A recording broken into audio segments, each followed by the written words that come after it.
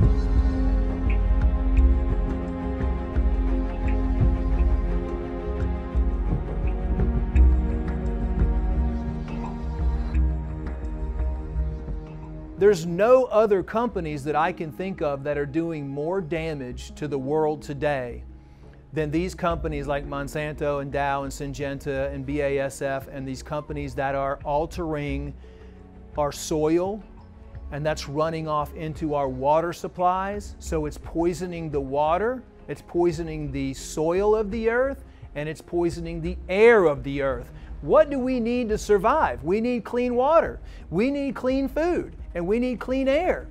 And these companies are contaminating all three of those processes. We have proof now that glyphosate, atrazine, some of the herbicides, as well as the genetically modified foods that have been created in the past, cause damage to the bowel, cause damage to the body, cause damage to the immune system, because we know now that all organ systems in your body are controlled from the gut. And so, you know, it makes you wonder, if you want to wipe out a population, or if you want to create illness across the globe, globally, what is the first place that you attack? You attack the gut of every single individual. Was there some planning behind this? Because they know, or do they know, that if they disrupt and damage the gut, that they're ultimately going to create massive amounts of disease and sickness in the population all over the world. The main cause, if you want to look at the root cause of disease, and you want to take it even a step farther from people eating and being exposed to all these chemicals, then you start looking at who is producing these chemicals, right, who is approving these chemicals. You have massive allergies that are happening right now with children because of the genetically modified foods. The Columbia University Medical Center just came out with a study on this CRISPR technology, this gene editing technology, and they found hundreds of mutations that can happen using this technology. So we have a serious problem on our hands right now, especially in the United States and around the world, because this is the direction these companies are going. If you eat a genetically engineered produce, you could be potentially changing your genes, changing your DNA, and you could become a hybrid. I always say it's we the people that are the ones that create the fastest change. Change your lifestyle, switching over to organic, clean, healthy food, and healing the gut first. Disease starts in the gut, but health also starts in the gut at the same time. The biggest, deepest, darkest secret the medical profession hopes you never find out is how you can heal yourself without them involved.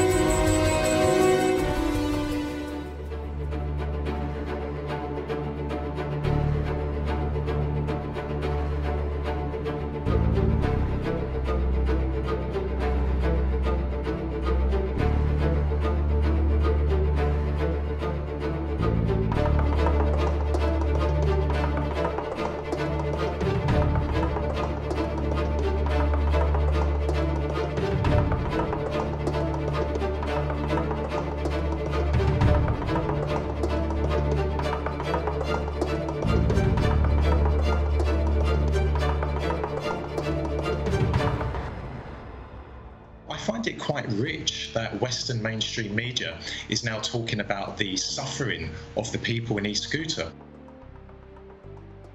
Well, where was Western mainstream media in the last 6 years when the inhabitants of that region have been suffering so terribly at the hands of terrorists who are being backed by the Americans and the British? And let us not forget as well, on a daily basis for the last 6 years, the terrorists in East Ghouta have been mortaring and have been firing rockets into Damascus. They have been aiming at schools, hospitals, nurseries. Indeed, last week, they killed a large number of children. But would it not be naive to say that Syria's treatment of its civilians is equally as bad? I mean, we've only seen in this attack yesterday the use of chemical weapons, chlorine gas. You are relying on the white helmets. They are a propaganda weapon of the terrorists, and they are the brainchild of the British government. And at the same time, even worse than being a propaganda tool, the white helmets are actually Islamist terrorist fighters themselves. We have independent witnesses, we have independent footage of white helmet individuals standing over the bodies of dead Syrian soldiers. You must not rely on the white helmets. Well, they're controversial comments, to say the least. We'll discuss. They're controversial in your opinion. In your opinion. They're not controversial to people in East Aleppo. If you go to East Aleppo today, which was under the control of Al-Qaeda, they will say my comments are controversial. They will say you are controversial. The Syrian army does not target its own people. The Syrian army is targeting terrorists. The reason why ISIS is on the verge of a total defeat in Syria is because of the combined military operations of the Syrian military, the Russian military, and the Iranian military. And quite frankly speaking, the world should be grateful for what Syrian soldiers are doing every single day of the week. They are sacrificing their lives to defeat the scourge, the evil that is Islamist terrorism. Every single step the Syrian army advances in Syria makes the streets of Sydney, of London, of Washington and Paris safer.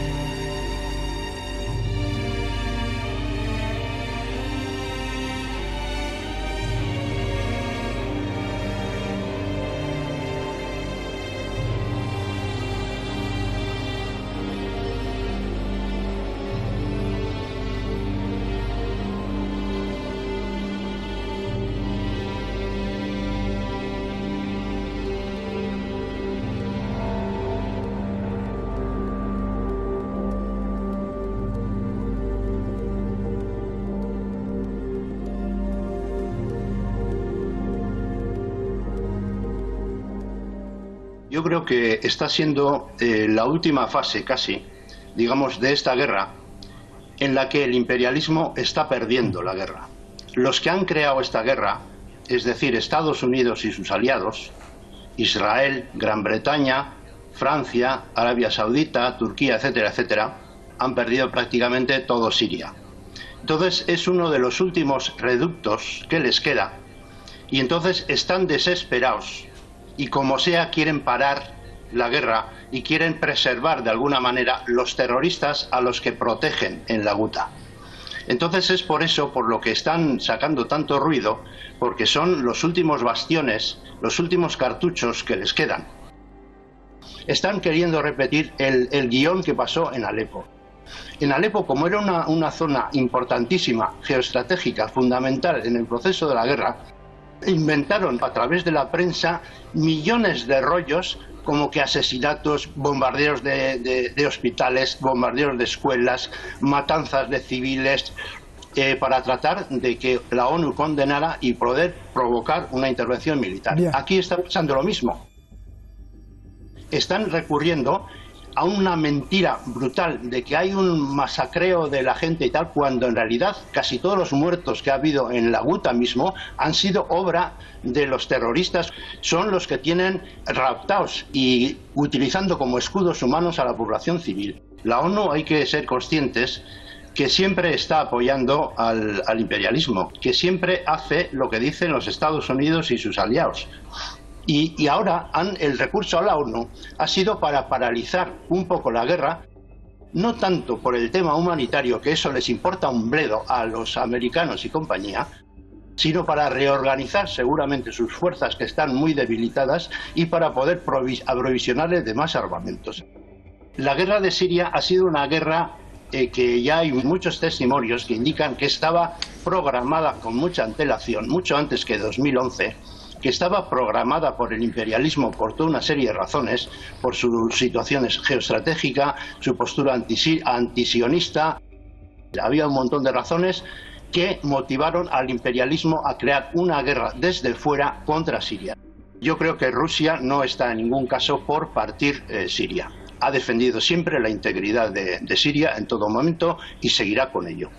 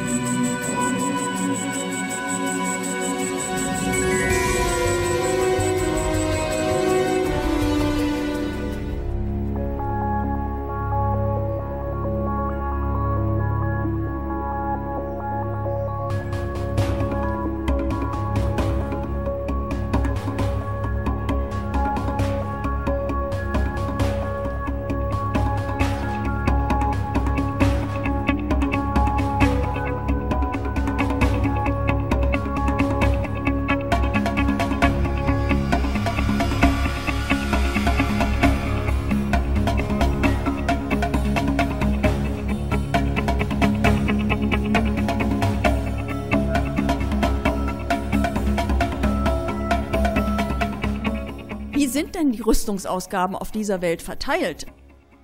Also so wie das öffentlich debattiert wird, hat man ja das Gefühl, Russland hat einen riesigen Rüstungshaushalt.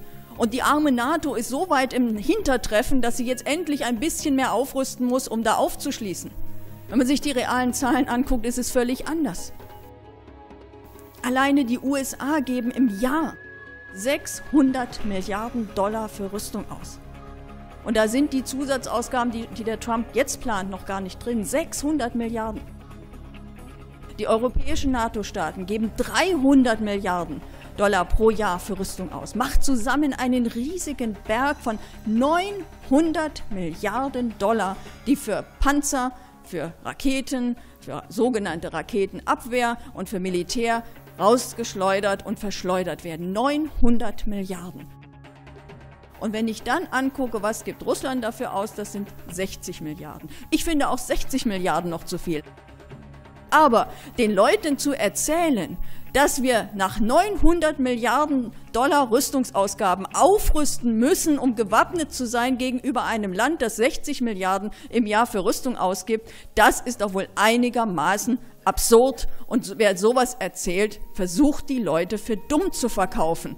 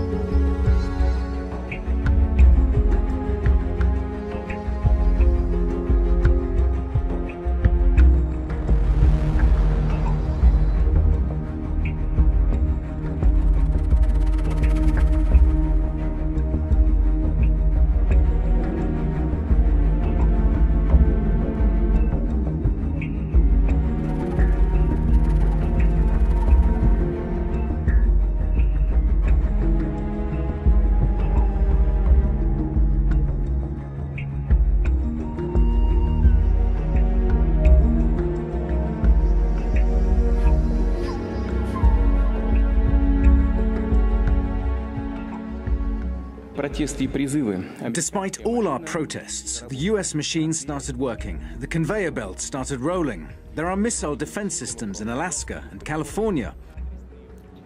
As a result of NATO's eastward expansion, they've set up missile systems at 2 new European locations.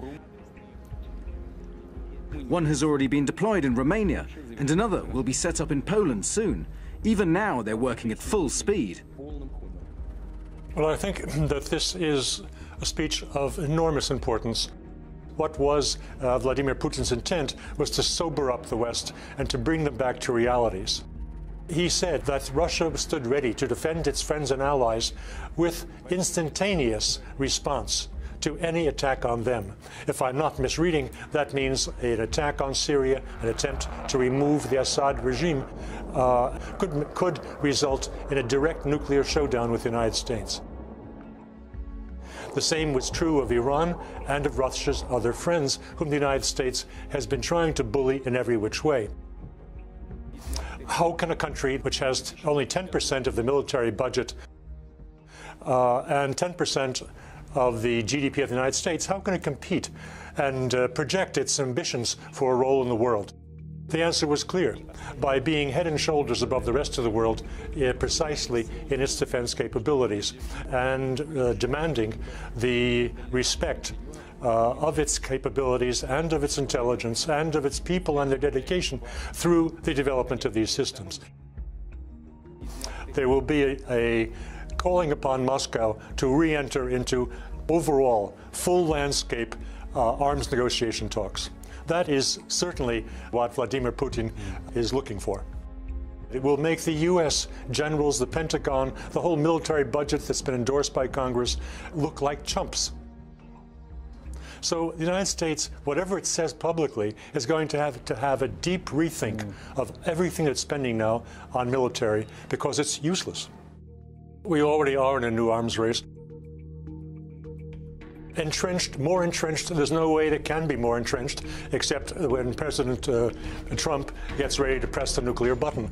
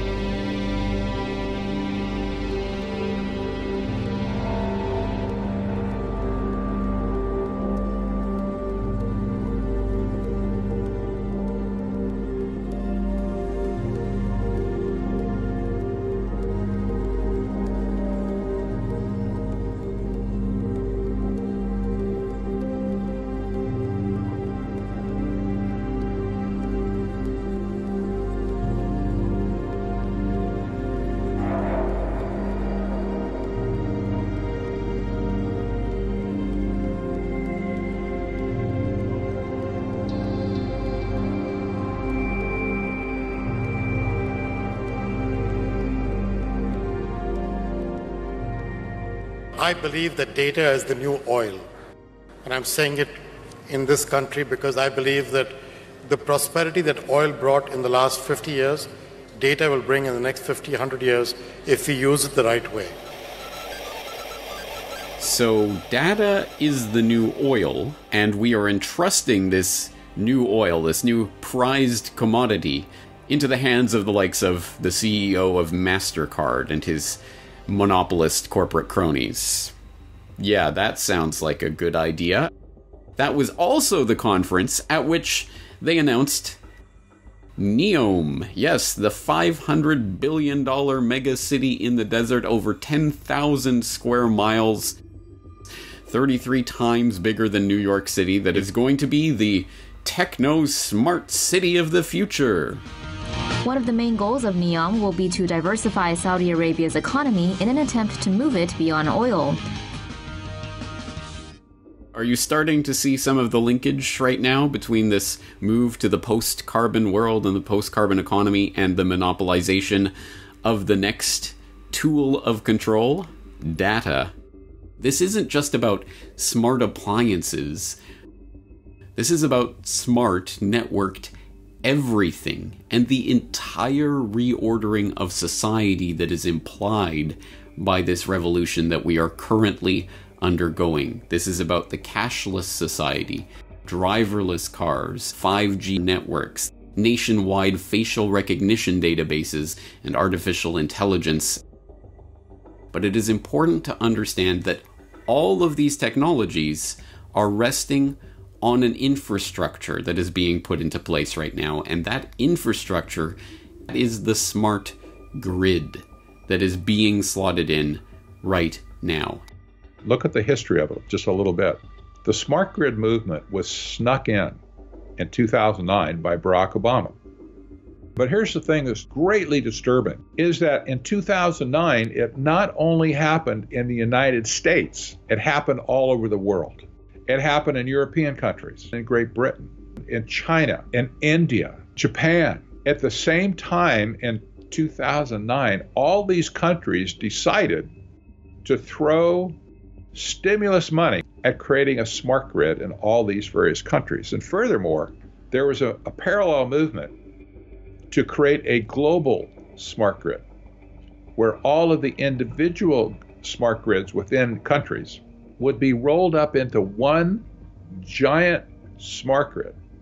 Some people call it the energy web, to control all of the energy produced and consumed in the world from a single control point. I saw that there was a masterminding going on a global basis, because that can't happen spontaneously everywhere in the world at the same time. Somebody's pulling the string to make it happen.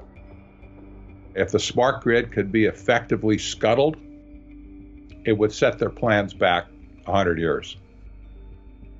This is a coordinated global campaign that is ongoing right now to sell the public on this great new thing that's going to transform our world and is going to be the thing that our society depends on. In the 20th century, it was oil. In the 21st century, it's data. And more specifically, the things that can be done with oil, the things that can be done with data.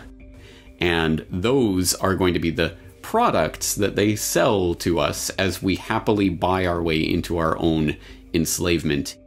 The oligarchs of old are the datagarchs of our current age, and they are going to try to rule you, your family, and everyone around you. This is the technocratic nightmare that we are being steered into, and we have to steer ourselves away from that with all our might. There is just too much at stake here.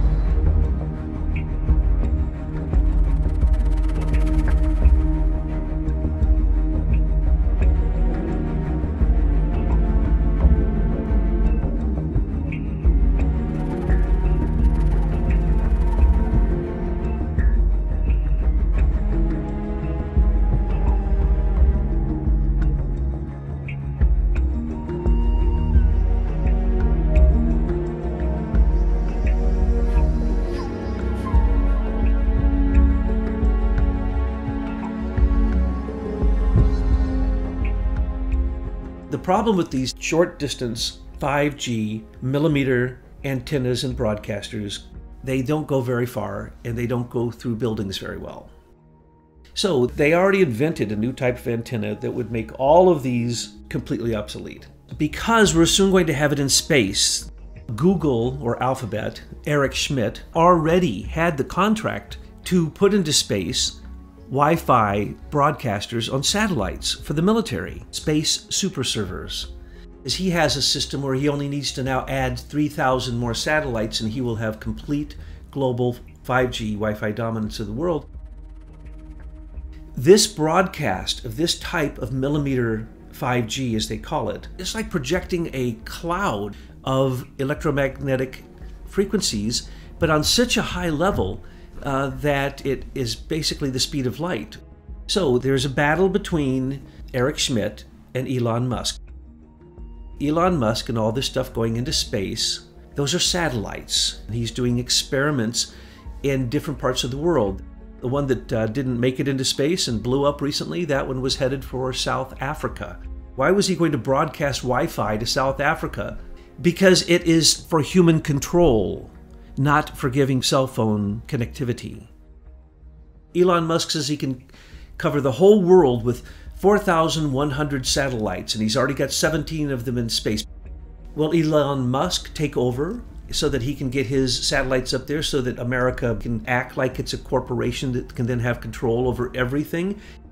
The last thing that they want is a human being or any moving device to have any free will that isn't controlled by what they call remote aggressive management. In the Internet of Things, it points out that this type of fascism must be controlled by a system that is pervasive Wi-Fi so that they can turn the human being into wetware. So that they can have off switches in your brain.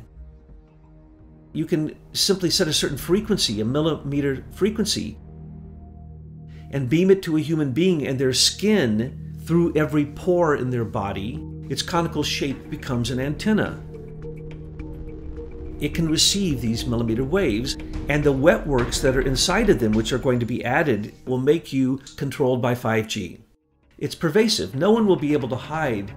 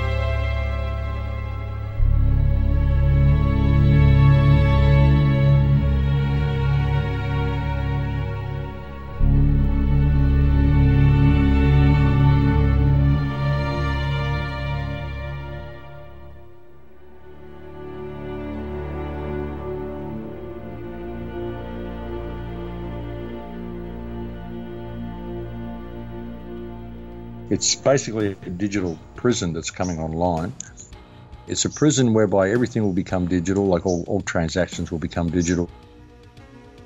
And if you think outside the box, they'll introduce some sort of a social credit system the way they've done in China recently. They basically just deny you from certain services. The way they're doing it is they're penalising people through this social credit system, which basically forces them outside of the general box of society and forces them into a life where they've basically got no other option than to commit crime, steal to get what they want or whatever. And so they end up in the smart prison system. So that's the way they're going to be dealing with dissenters. You walk into a supermarket, pick up what you want and walk out. It detects everything you've picked up. They're all microchipped. It detects you when you walk in, it detects you as you walk out, it detects what items are in your bag, and it takes the necessary amount out of your account. Like the situation in China, there's actually 7 million people, I think, been locked out of essential services in China because of this social credit system. And they just go to do something one day and find they can't do it. There's no notification, there's nothing, and there's no appeal process. There's no one they can write to, there's no one they can ring. What they just have to do is start behaving the way the government wants and try to accrue those points again so that they have access to the basic services that everybody else has. So that's the sort of system we're heading into. A system that is, there'll be two types of humans, desirables and undesirables. This smart grid is coming online in every single country underneath everything else. And the smart grid is the new world order. And it's been rolled out under the guise of convenience. I think all these governments work together to do what they wanted to do. And it's all about bringing this whole smart grid online. And it's always been about bringing this smart grid online. So yeah, I think it's a huge play on behalf of government.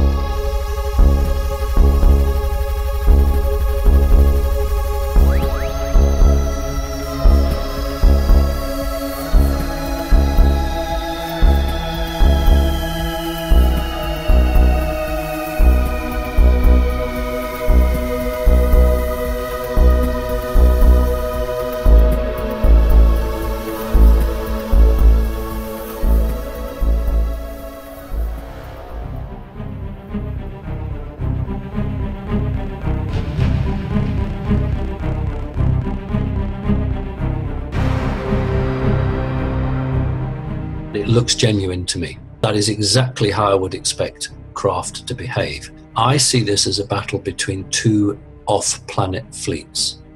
One certainly belonging to the secret government, but largely piloted by non-humans. The technology of off-planet aliens is still superior to that of the secret space program. The flashes that you saw were not just weapons being fired, they were when you put the craft into super charge. It allows you to strengthen the force field, for want of a better word, or jump through space and time. So what I believe we're watching there is a battle for the Earth between beneficial off-planet entities and, I suppose we'd call them cabal entities, trying to fight for the status quo.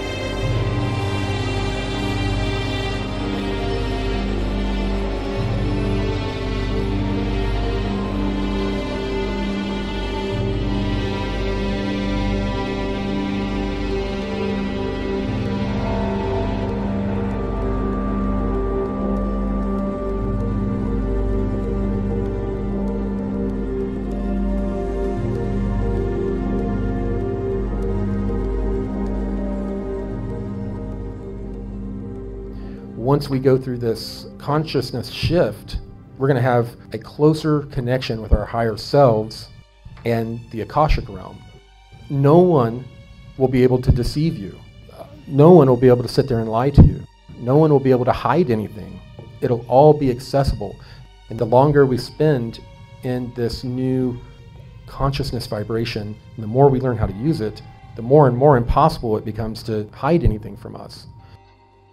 That is the reason why these different Rothschild and Rockefeller groups recently tried to cause a civil war within UFO communities. We're coming together too much for their taste. They cannot allow us to come together and begin to focus and co-create. They're going to do everything in their power to prevent that. But until we begin to stand up and use our own power, then we're always going to be slaves. And as soon as we realize that, we're creating a new reality. So I'm asked, what's going to happen first? Are we going to get disclosure, and then there'll be an ascension, and then our consciousness expands? My answer is, I don't know. We're going to co-create that reality together. It's up to each of you how this is going to unfold. But we got to put aside these different belief systems, not allow them to even be a part of the conversation. We have to come up with a common goal, and our common goal is we want to know. We want disclosure. That is the bind that will bring us together and allow us to co-create the disclosure we want. If we're going to wait for our government to walk up to a podium, or the Pope, or anyone else, and say, okay, there are aliens, well, we're going to wait forever. We have to force the situation. We have to become very active. We have to come together, organize. When we get a full disclosure, it's going to be like a punch in the gut. All of our little belief systems are going to be destroyed before our eyes. Even us, we're not going to be hopping up and down and celebrating. We're going to be sitting there next to everyone else with our jaws on our chest. It's going to include all of the pedophilia stuff. It's going to include all of the galactic slave trade. Very, very upsetting things. People like us, we will be able to deal with it better than those who are totally asleep. But if we get disclosure, we're going to basically have to go and counsel our families. All of us are going to be shocked. None of us are immune. What we need to understand, this disclosure that we're asking for is extremely important for us to be able to move on as a species. They're going to be this Nordic group and a couple other very human-looking groups are going to be working with us to reduce the shock on our civilization. We're going to have a very visceral reaction to beings that don't look like us. So for our own comfort level, the beings that are more genetically compatible with us are going to begin to interact with us and help us not only adjust to the energies, but to understand the consciousness aspect. And they're going to come in and say, okay, there's been a change. You see things differently, you think differently, you know each other's thoughts. There are no lies that can be had between you. And they're going to take us by the hand as a loving cosmic family member, and they're going to assist us. They're not going to do the work for us. We've got to come together, organize, and begin to demand disclosure. And the best way to do that is not to go out and talk about little green men. The best way to get this out is to talk about the technologies, the suppressed technologies. There's been cures for cancer for 70 years. Every living thing has a bioneural frequency, and they can nullify that frequency. They can go in and detect, okay, here's the frequency of this cancer. And then they apply a field to it that just turns it off. It's that easy. We have a part to play. We can't sit back and wait for an announcement.